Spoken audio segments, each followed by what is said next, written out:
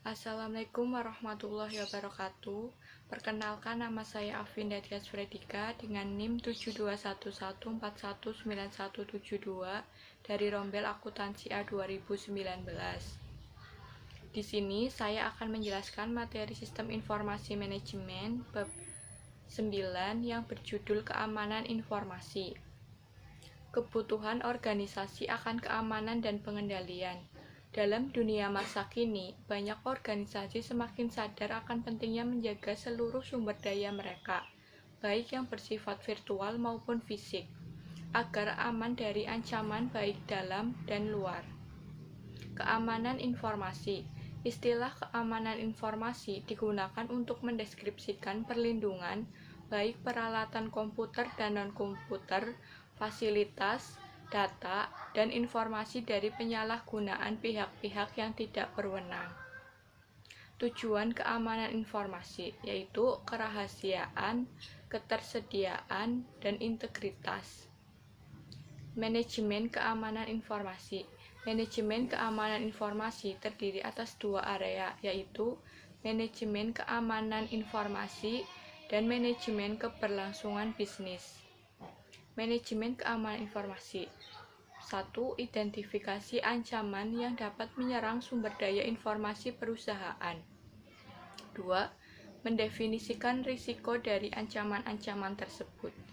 3. Menentukan kebijakan keamanan informasi.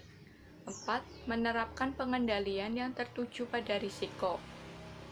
Ancaman. Ancaman keamanan informasi adalah seseorang, organisasi, mekanisme, atau peristiwa yang dapat berpotensi menimbulkan kejahatan pada sumber daya informasi perusahaan.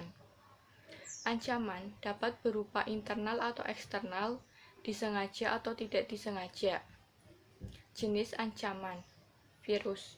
Sebuah program komputer yang dapat mereplikasi dirinya sendiri tanpa pengetahuan pengguna. Worm. Tidak dapat mereplikasi dirinya sendiri tanpa sebuah sistem, tapi dapat memancarkan salinan dengan sendirinya oleh email. Trojan Horse. Tidak dapat mereplikasi maupun mendistribusikan dirinya sendiri. Adword. Memunculkan pesan-pesan iklan yang mengganggu. Spyware. Mengumpulkan data dari mesin pengguna. Risiko. Tindakan tidak sah yang menyebabkan risiko dapat digolongkan ke dalam 4 jenis, yaitu pengungkapan informasi yang tidak terotorisasi dan pencurian, penggunaan yang tidak terotorisasi, penghancuran yang tidak terotorisasi dan penolakan layanan, modifikasi yang tidak terotorisasi. Persoalan e-commerce. Kartu kredit sekali pakai. American Express mengumumkan penyediaan angka-angka kartu kredit. Angka ini dibandingkan dengan angka kartu kredit pelanggannya yang ditujukan pada perdagangan online menggunakan e-commerce yang memilih American Express untuk pembayarannya. Praktik keamanan yang diwajibkan oleh Visa. Peritel harus memasang dan memelihara firewall, memperbarui keamanan, melakukan enkripsi pada data yang disimpan, melakukan enkripsi pada data yang dikirimkan, menggunakan dan memperbarui peranti lunak antivirus, membatasi akses data kepada orang-orang yang ingin tahu, memberikan ID unik untuk orang yang memiliki kemudahan mengakses data, memantau akses data dengan ID unik, tidak menggunakan password default dari vendor, secara teratur menguji keamanan sistem.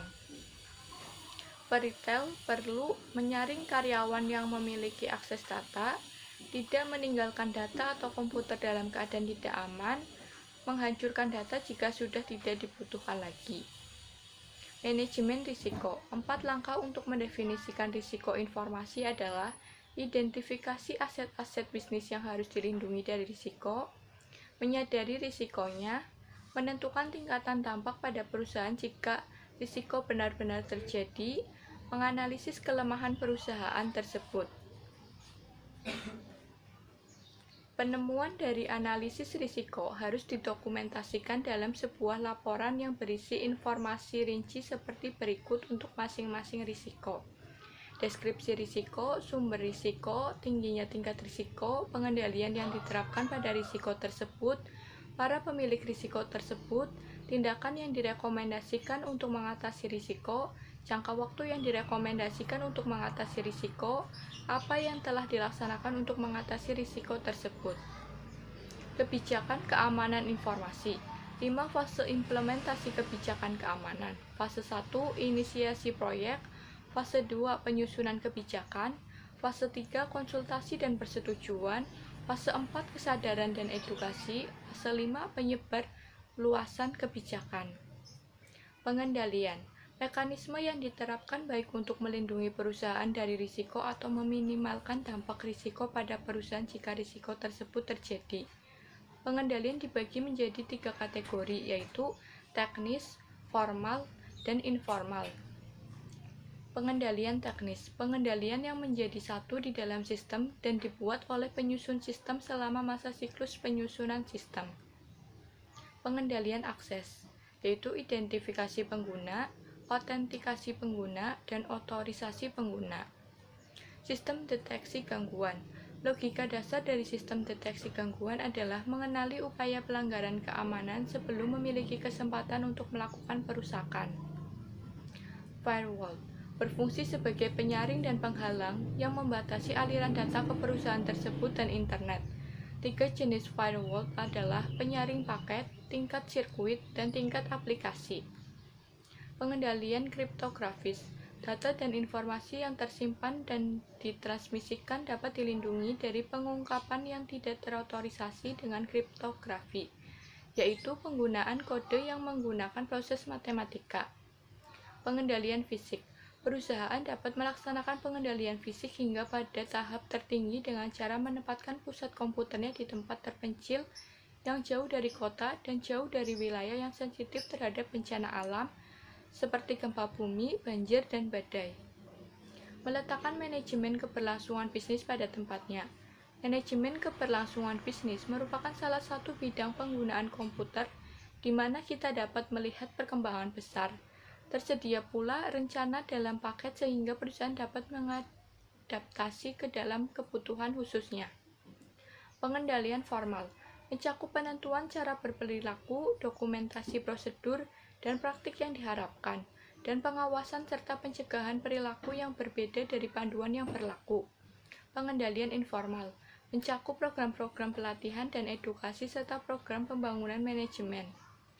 Mencapai tingkat pengendalian yang tepat. Ketiga jenis pengendalian mengharuskan biaya, karena bukanlah merupakan praktik bisnis yang baik untuk menghabiskan lebih banyak uang pada pengendalian dibandingkan biaya yang diharapkan dari risiko yang akan terjadi, maka pengendalian harus ditetapkan pada tingkatan yang sesuai. Dukungan pemerintah dan industri. Beberapa organisasi pemerintahan dan internasional telah menentukan standar-standar yang ditunjukkan untuk menjadi panduan bagi organisasi yang ingin mendapatkan keamanan informasi. Berikut ini adalah beberapa contohnya. BS 7799 milik Inggris, BSIIT Baseline Protection Manual, COBIT, GASSP, ISF Standard of Good Practice. Peraturan pemerintah, Standar Keamanan Komputer Pemerintah Amerika Serikat, Undang-Undang Anti-Terorisme, Kejahatan dan Keamanan Inggris. Standar industri. The Center of Internet Security adalah organisasi nirlaba yang didedikasikan untuk membantu para pengguna komputer guna membuat sistem mereka lebih aman. Sertifikasi profesional, Asosiasi Audit Sistem dan Pengendalian, Konsorsium Sertifikasi Keamanan Sistem Informasi Internasional, Institut SANS. Meletakkan manajemen keamanan informasi pada tempatnya. Perusahaan harus mencanangkan kebijakan manajemen keamanan informasi sebelum menempatkan pengendalian. Manajemen keberlangsungan bisnis, aktivitas yang ditunjukkan untuk menentukan operasional setelah terjadi gangguan sistem informasi. Subrencana yang menjawab beberapa kontingensi yang spesifik, rencana darurat, rencana cadangan, dan rencana catatan penting. Meletakkan manajemen keberlangsungan bisnis pada tempatnya. Manajemen keberlangsungan bisnis merupakan salah satu bidang penggunaan komputer di mana kita dapat melihat perkembangan besar. Sekian video dari saya, kurang lebihnya mohon maaf. Wassalamualaikum warahmatullahi wabarakatuh.